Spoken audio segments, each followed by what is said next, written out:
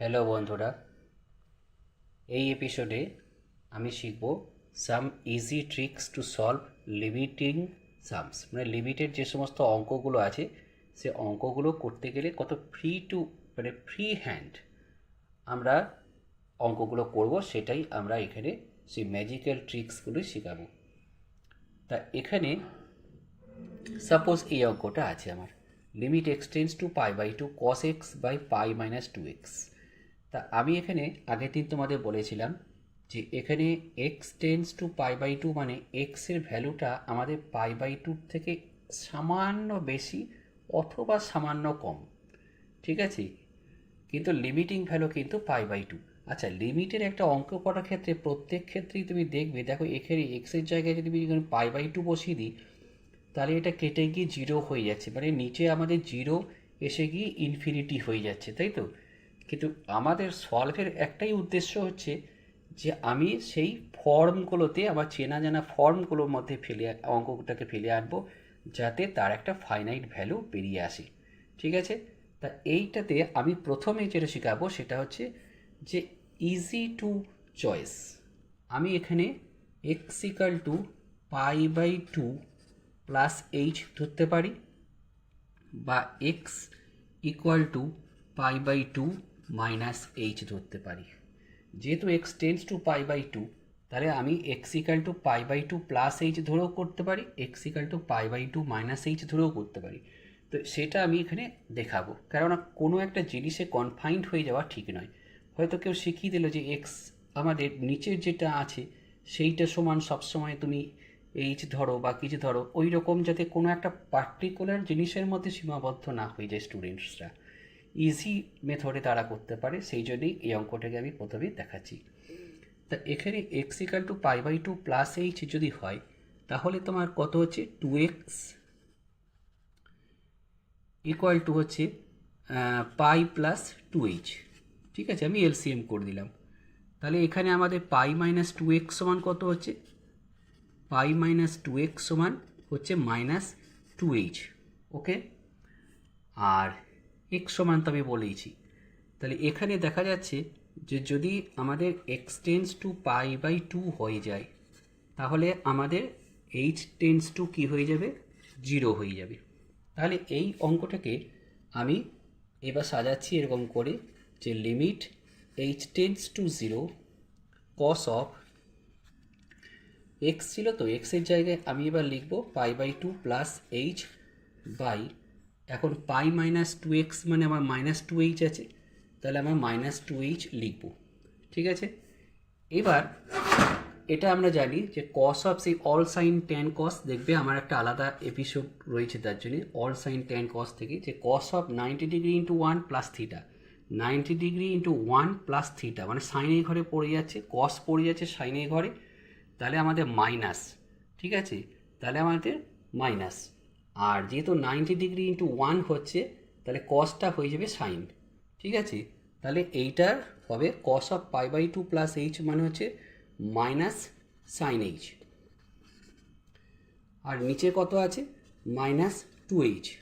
ওকে, তাহলে এটা হচ্ছে limit h tends to zero. তাহলে এবার বুঝতেই পারছো মাইনাস মাইনাস কেটে গেল, হাফ বেরিয়ে চলে এলো, আর limit h tends to zero সেই আমাদের চেনা জানা ফর্মে চলে এসেছে, সাইন এইচ বাই এইচ, মানে এইটার ভ্যালু ওয়ান হয়ে গেল, মানে অ্যান্সার হয়ে গেল হাফ। এবার দেখি এই সেম অঙ্কটা যদি কোনো স্টুডেন্ট আমাদের x equal to pi by two minus h ধরে করে, তাহলে আমাদের কত আসছে, two x equal to pi minus two h হয়ে যাচ্ছে। তাহলে আমাদের পাই মাইনাস টু এক্স সমান কত হয়ে যাচ্ছে না, টু এইচ হয়ে যাচ্ছে। ক্লিয়ারলি বোঝা যাচ্ছে যে এক্স টেন্স টু যদি আমাদের পাই বাই টু হয়ে যায় তাহলে টু এক্স মানে এখানে পাই হয়ে যাচ্ছে, তাহলে পাই মাইনাস পাই জিরো, তাহলে এইচ টেন্স টু জিরো। তাহলে এইখানে কত হচ্ছে, এইখানে আমাদের চেঞ্জ হয়ে গিয়ে এটা হয়ে যাবে limit h tends to zero cos of, এটা এক্সের জায়গায় আমি লিখবো এবারে pi by two minus h, আর নিচে এটার জায়গায় আমি লিখব টু এইচ। তাহলে আমাদের এখানে হাফটা বেরিয়ে গেল বাইরে, লিমিট এইচ টেন্স টু 0, আমরা জানি কস অফ 90 মাইনাস থিটা মানে সাইন থিটা, তাহলে এটা হয়ে গেল সাইন এইচ বাই এইচ, এটা মানে আমরা জানি 1, তাহলে হয়ে গেল হাফ। তাহলে বোঝা যাচ্ছে যে আমাদের এখানে x tends to pi by 2, যেটা আমি লিমিটিং ভ্যালু আমি আগের দিন শিখিয়েছি, যে এক্সের ভ্যালুটা দুদিক থেকেই আমাদের পাই বাই 2 দিকে যাচ্ছে। যখন আমাদের বাঁ দিক থেকে মানে লেফট সাইড থেকে আমাদের এক্সের ভ্যালুটা পাই বাই 2 দিকে যাচ্ছে এগিয়ে গিয়ে, সেটা হচ্ছে এইটা x equal to pi by 2 minus h ধরে আমরা করছি, এটাকে বলে লেফট হ্যান্ড লিমিট। ঠিক আছে, ঠিক সিমিলারলি যখন পাই বাই 2 প্লাস এইচ ধরে করছি, তখন হচ্ছে রাইট হ্যান্ড সাইড থেকে আমাদের কী হচ্ছে, এক্সের ভ্যালুটা আস্তে আস্তে আস্তে আস্তে কমতে কমতে পাই বাই 2 দিকে এগিয়ে যাচ্ছে। তাহলে এইটাই হলো আমাদের লিমিটের অঙ্কের এক্সিস্টেন্স। এবং যাতে ফ্রিলি আমাদের স্টুডেন্টরা চয়েস করতে পারে যে আমাদের কিভাবে লিমিটের অঙ্কে এগোবে, তার জন্যই এই এক্সাম্পলটা আমি তুলে ধরলাম। ধরো যে এই রকম একটা অঙ্কে এখন চলে এসছে পরীক্ষায়, তো এইটাকে সলভ করতে গেলে আমি প্রথমে দেখাচ্ছি একটা নিয়ম। Sine C plus sine D বলে একটা ফর্মুলা আছে, এর ফর্মুলা আছে 2 sine C plus D by 2 into cos C minus D by 2। তাহলে এখানে আমরা যদি করি, তাহলে লিমিট এক্স টেন্স টু 0, এটা আসছে 2 সাইন সি প্লাস ডি মানে 6 আর 8 14 বাই 2 মানে হচ্ছে 7x, আর একটা হচ্ছে C minus cos of C minus D by 2। তাহলে সি মাইনাস ডি করলে হচ্ছে 2 মাইনাস টু এক্স বাই 2, হ্যাঁ, মানে কস অফ মাইনাস এক্স হচ্ছে। এবার কস অফ মাইনাস এক্স মানে প্লাস কস এক্স, হ্যাঁ, তাহলে আমি এটাকে একবারে কস এক্সই লিখে দিচ্ছি, divided by sine C plus sine D ঠিক ওই রকম করেই 2 সাইন 4 আর 6 10 বাই 2 মানে হচ্ছে 5x, আর এটা হয়ে গেল 4 থেকে 6 গেলে ওই মাইনাস 2x হচ্ছে, তাহলে কস অফ ওই মাইনাস 2x মানে ওই সেই মাইনাস 2x বাই 2 মানে হচ্ছে কস অফ মাইনাস এক্স মানে প্লাস কস এক্সই হয়ে গেল। ঠিক আছে, তো এখানে 2 আমাদের কেটে গেল, কস এক্সগুলোও কেটে গেল, অঙ্কটা এসে দাঁড়ালো কি, তাহলে limit x tends to 0 sine 7x by sine 5x। ঠিক আছে, তো এখানে আমরা যদি এখন এক্স দিয়ে ডিভাইড করে দিই নিউমারেটর এবং ডিনোমিনেটর দুটোকেই, তাহলে আমাদের অঙ্কটা এসে যাচ্ছে সাইন 7x বাই এক্স, আর নিচে আসছে লিমিট এক্স টেন্স টু 0, ওই একইভাবে লিখবে সাইন 5x বাই এক্স, মানে ওই সেই সাইন mx বাই এক্স ফর্মুলাটা, তার উপরে আসছে 7, নিচে আসছে 5। এই হচ্ছে আমাদের এই অঙ্কটা করার নিয়ম। এইবারে আমি শেখাবো এর একটা ম্যাজিক্যাল ট্রিক্স, যে এই অঙ্কটাই আমাদের আরও সহজভাবে করা যায় কি না একটু আমি দেখছি। তা আমি যদি এত কাণ্ড না করে প্রথমেই আমি নিউমারেটরকে ডিনোমিনেটরকে এক্স দিয়ে ডিভাইড করতাম, তাহলে আমি সরাসরি এখান থেকেই চলে আসছি। হ্যাঁ, তাহলে আমাদের আসছে অঙ্কটা কি, limit x tends to 0 sine, দেখো অঙ্কটা যা ছিল, sine 6x by x plus limit x tends to 0 sine 8x by x total by limit x tends to 0 sine 4x by x plus limit x tends to 0 sine 6x by x.